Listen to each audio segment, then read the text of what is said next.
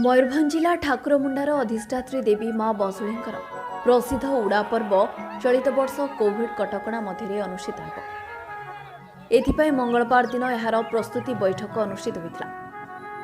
तहसिलदार प्रद्युम्न कुमार नायक अध्यक्षतार अनुष्ठित होता बैठक में थाना अधिकारी निरोज कुमार सामल समेत कमिटीर सदस्य एवं स्थानीय मान्यगण्य व्यक्ति उपस्थित थे।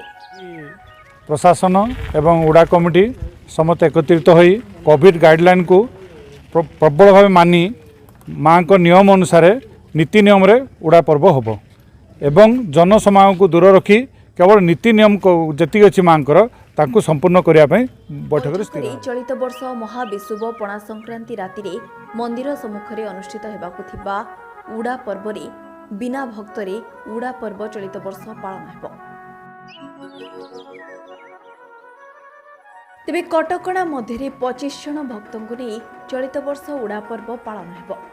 पूर्व वर्ष मानकरे मां बसुली पीठरे 50 ऊर्ध्व भक्तों नहीं उड़ा पर्व अनुष्ठित होता बेले गत वर्ष कोविड कटकणा जोगु उड़ा पर्व संपूर्ण बंद रही।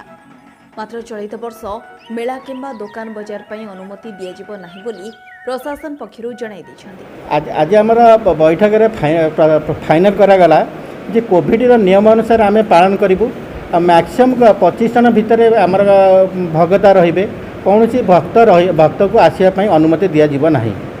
एमती नॉर्मल हुए पाखापाखि 100 जन होती किंतु आम आर वर्ष अपेक्षा यही वर्ष आम 25 जन भितर रखुँ। 25 जन अधिक ना।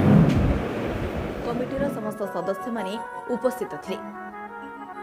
ठाकुरमुंडारू Sachidananda Palenk report ABP news.